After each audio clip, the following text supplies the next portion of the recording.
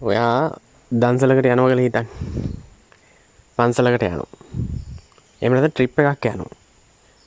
ඔය තුනක් මම උදාහරණ ඉදිරියට ගත්තා. ඉතින් මම යන වෙලාවක දකින්න ලස්සන ගෑනු ළමයෙක්. දැක්කට පස්සේ ටික වෙලාවක් බලාගෙන ඉන්නවා.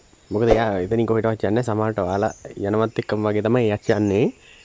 ඉතින් ඒ වෙලාවට ඔයාගේ යාළුවත් එක්ක කියනවා දැන් ට්‍රිප් එක යනවා කියලා හිතන්න. මම නිකම්මට කියන්නේ මේ. යාළුවට කියනවා මචං අර කෙල්ලට මගේ හිත ගිහිල්ලා තියෙන්නේ. I am interested in that cute girl. Interested in කියලා කියන්නේ කැමතියි කියන එක. Cute girl කියන්නේ ලස්සන කෙල්ල.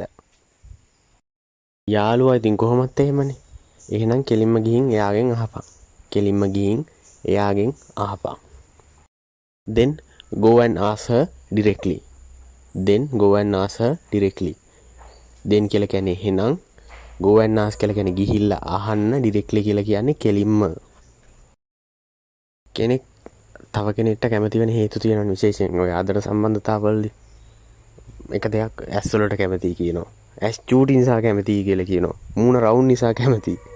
එහෙම නැත්නම් කොණ්ඩේ දිග නිසා කැමතියි. මම මේ ගැල්ලම සම්බන්ධව කියන්නේ කොණ්ඩේ දිග නිසා කැමතියි. එහෙම නැත්නම් කොණ්ඩේ කොටට කපලා තියෙන හින්දා කැමතියි. එහෙමත් වෙන අවස්ථාවල් තියෙනවනේ. ඒ වගේ. ඔය අතර වාරේ හඬට කැමති අයත් ඉන්නවා. නෑ මචං මට යකින් කෙලින්ම ගිහිල්ලා අහන්න තරම් හයියක් නෑ. එහෙමනේ. දැන් ඔය කැමති කියලා කොට ගිහිල්ලා අහන්න තරම් මොනවා හරි කියයි. බනි. එහෙම කියලා හිතලා හයියක් නෑ කියලා පැත්තකට වෙලා ඉන්නවා. ඒක තමයි යාළුවත් එක කියන්නේ.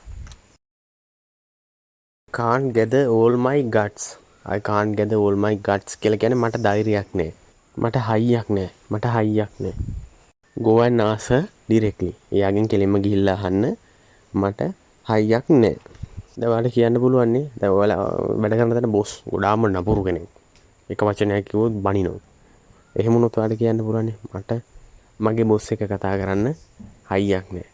මගේ බොස් එක ගිහිල්ලා කතා කරන්න ධෛර්යයක් නෑ. හයියක් නෑ. උඹ නම් මාර බයගුල්ලෙක් මචං. කොල්ලෙක් වගේ ගිහිල්ලා අහපන් මචං.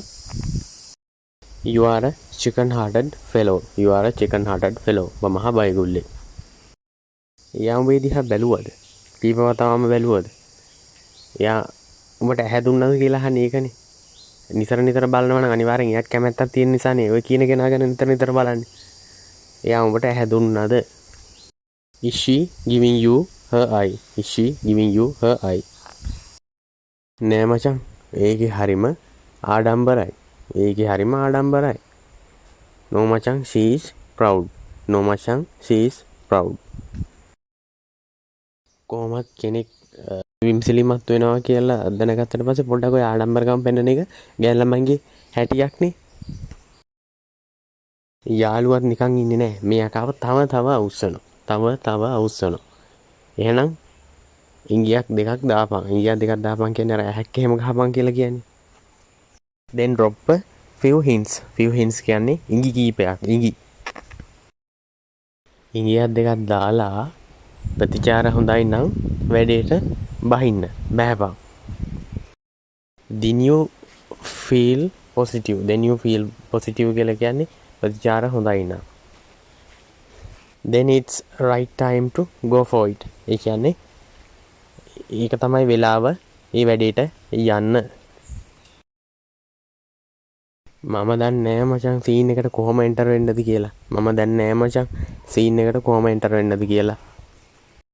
I don't know how to enter the scene මචං. උඹ දන්නේ නැද්ද බලන්න hina වෙන්න ඇහැක් එහෙම ගහන්න දන්නේ නැද්ද? අයියෝ උඹ නම්. You don't know how to look බලන්න. Smile hina වෙන්න. And wink කියලා කියන්නේ ඇස් ගහන්න. මම දන්නවා ඒත් මට බයයි. ඒක මගේ ඇඟට එයිද? I know මම දන්නවා but I am afraid මට බයයි. Will that one come to my body? මෙහෙම ගියොත් නම් ඔබට කවදාවත් මේකව සෙට් කරගන්න හම්බෙන්නේ නැහැ. In this way you can't never win her. යාළුවා උඩරම try කරා මෙයාට පැහැදිලි කරලා දෙන්න උනාට එයාට තේරෙන්නේ නැහැ. එයා බයයි ගිහිල්ලා අහන්න. මම නම් කියන්නේ ඔය වගේ දේවල් හිතේ තියාගෙන ඉන්න එපා. කැමතිද නැද්ද කියලා අහනවා. අකමැති වුණොත් ඒකට වෙන වෙන විකල්ප යොදන්න යන්න එපා. කැමති වුණොත් ආදරය කරනවා. එච්චරයි. ඉතින් නැවතත් අලුත් වීඩියෝ එකකින් හමු වෙමු. ඔයාලට බොහොම ස්තුතියි.